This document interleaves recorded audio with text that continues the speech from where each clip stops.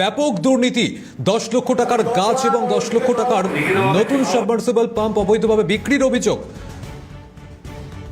প্রতিনিধি অরূপ সেনগুপ্ত রয়েছেন আমাদের সঙ্গে। অরূপ, খুব সংক্ষেপে জানতে চাইবো কিভাবে এই দুর্নীতি হয়েছে।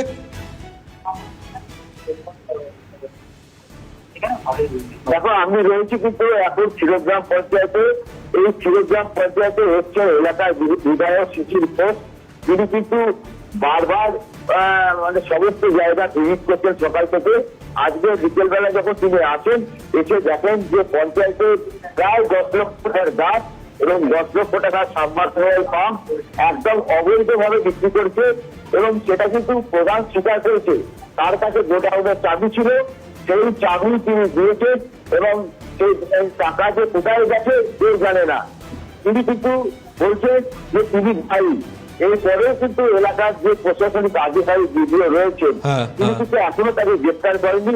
এই পর্যন্ত তাকে গ্রেপ্তার না করে, তাকে যদি কালকে গ্রেপ্তার করে বা পরশু গ্রেপ্তার করে, জনরোষ এতটাই হয়েছে তাকে হয়তো রাস্তায় হয়তো পিটিয়ে মেরে ফেলতে পারে, এমন একটা ঘটনা ঘটে যেতে পারে। তাই বিধায়ক বারবার অনুরোধ করছে, আপনারা আপনাদের কাজ করুন, প্রশাসন যেন। বোঝা যাচ্ছে। ধন্যবাদ তোমাকে।